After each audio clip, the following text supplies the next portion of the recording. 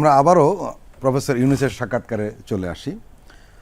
ভারতের ওই হিন্দু পত্রিকা যে সাক্ষাৎকারটি দিয়েছেন সেখানে বেশিরভাগ প্রশ্ন ছিল সংখ্যালঘু নিয়ে। একেবারেই ভারতীয় দৃষ্টিভঙ্গি থেকে এই সাক্ষাৎকারটি নেওয়া হয়েছে বলে আমার মনে হয়েছে। সেখানে ট্রাম্পের বিষয়টি এসছে এবং তারা এই প্রশ্ন করার চেষ্টা করেছে যে নতুন যুক্তরাষ্ট্র প্রশাসনের সময় আন্তর্জাতিক সহায়তা অব্যাহত থাকার বিষয়ে তিনি কতটা আত্মবিশ্বাসী। এই প্রশ্ন করার আগে দ্য হিন্দুর সাংবাদিক বলেছেন ট্রাম্প যে বিবৃতি দিয়েছেন সংখ্যালঘুকে নিয়ে। দেখেন, পুরো সাক্ষাৎকার পরে আমার কাছে মনে হয়েছে শ্যামল দত্ত অথবা মোজাম্মেল বাবু অথবা সুভাষ সিংহ আপনার ইন্টারভিউ করছে।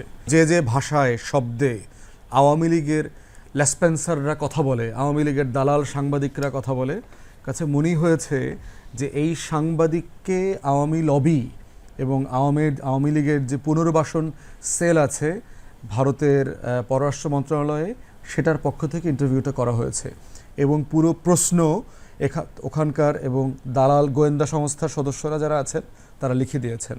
পুরো একটা অ্যাসাইনমেন্ট ইন্টারভিউ মনে হয়েছে। এবং দেখেন যে বাংলাদেশ ভারতের সম্পর্ককে এগিয়ে নিয়ে যাওয়া, বাংলাদেশের জনগণের মধ্যে যে ভারত বিদ্বেষ, তার ন্যায্যতা খোঁজার চেষ্টা করা, বোঝার চেষ্টা করার কোনো আগ্রহ এই সাংবাদিকের অথবা প্রশ্নের মধ্যে আমি দেখলাম না।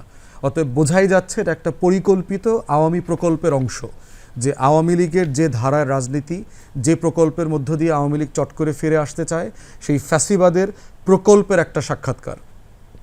সংখ্যালঘু বিষয়ে ভারতীয়দের যে হীনমন্যতা দেখেন, ভারত একটা ধর্মীয় দল শাসন করছে।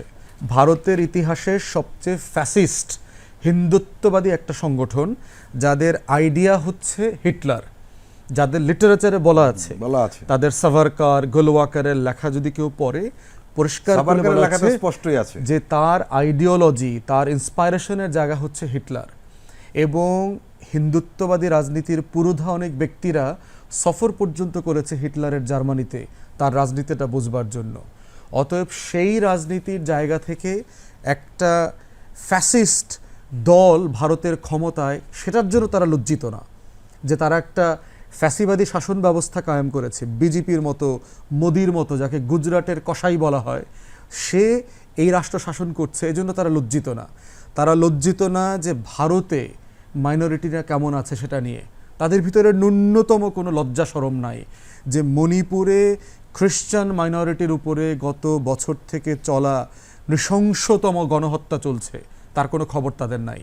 কাশ্মীরের মুসলমানদের উপরে যে নৃশংসতম গণহত্যা, অত্যাচার, নির্যাতন, জুলুম তারা সেই 47-48 সাল থেকে করে যাচ্ছে, সেটা নিয়ে তাদের কোনো মাথা ব্যথা নাই। তারপরে হচ্ছে যে অচ্ছুত, দলিত এবং ভারতের যে নমশূদ্ররা আছে তাদের উপরে যে অত্যাচার নির্যাতন হচ্ছে, সেটা নিয়ে তাদের কোনো মাথা ব্যথা নাই। গরুর গোশত খাচ্ছে কেন, গরুর ব্যবসা করছে কেন, গরু জবেহ করছে কেন, সেটা নিয়ে শত শত মুসলমানকে হত্যা করা হয়েছে মোদির গত 10-12 বছরের শাসনে, সেটা নিয়ে তাদের কোনো মাথা ব্যথা নাই। তাদের মাথা ব্যথা নাই মুঘল সাম্রাজ্যের ইতিহাস ঐতিহ্যের অংশ যে বাবরি মসজিদ, সেই বাবরি মসজিদ ভেঙে টুকরা টুকরা করে দিয়ে সেখানে মন্দির নির্মাণ করেছে।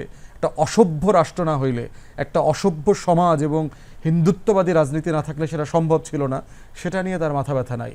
আমরা তালিকায় দেখলাম প্রায় 800রও বেশি মুসলমানদের মুঘল এম্পায়ারের এবং মুসলিম শাসনের ইতিহাস ঐতিহ্যের সাথে সংশ্লিষ্ট দালান, কোঠা, কবরস্থান, তারপরে হচ্ছে নাম, ফলক, পতাকা, এরপরে হচ্ছে রাস্তা, ঘাট, পার্ক সব পরিবর্তন করে দিয়েছে।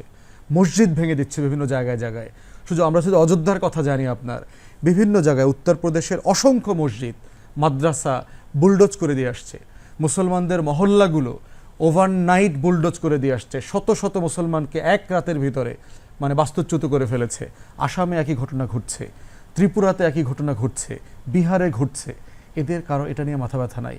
তাদের যত মাথা ব্যথা যে বাংলাদেশে মাইনরিটিরা, হিন্দুরা এত ভালো কেন আছে, এইটা নিয়ে তার যে একটা পলিটিক্স, এই পলিটিক্সটা সে করতে চাচ্ছে। অতএব হিন্দুর এই সাক্ষাৎকারটার সাথে বাংলাদেশে হিন্দু জনগোষ্ঠীর ভালো খারাপ থাকবার কোনো সম্পর্ক নাই। এইটা হচ্ছে দিল্লির, কলকাতার যে হিন্দুত্ববাদী রাজনীতি, এই রাজনীতিটা শুধু বিজেপি করেছে তা না, কংগ্রেসও করেছে, সবাই মিলে করেছে।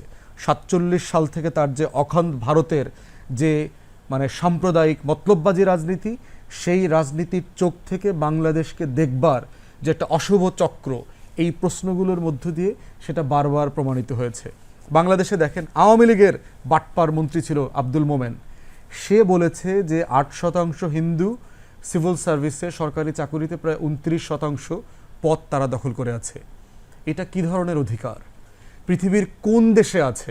আমি তো ইউরোপে লম্বা সময় ছিলাম, ইউরোপ আমেরিকা তো দাবি করতে পারবে না তারা এই লেভেলের ডিসপ্রপোর্শনেটলি তাদের মাইনরিটিদেরকে তারা এম্পাওয়ার করেছে, বলতে পারবে না তো যে 8% জনগোষ্ঠী সরকারি চাকুরিতে 29%।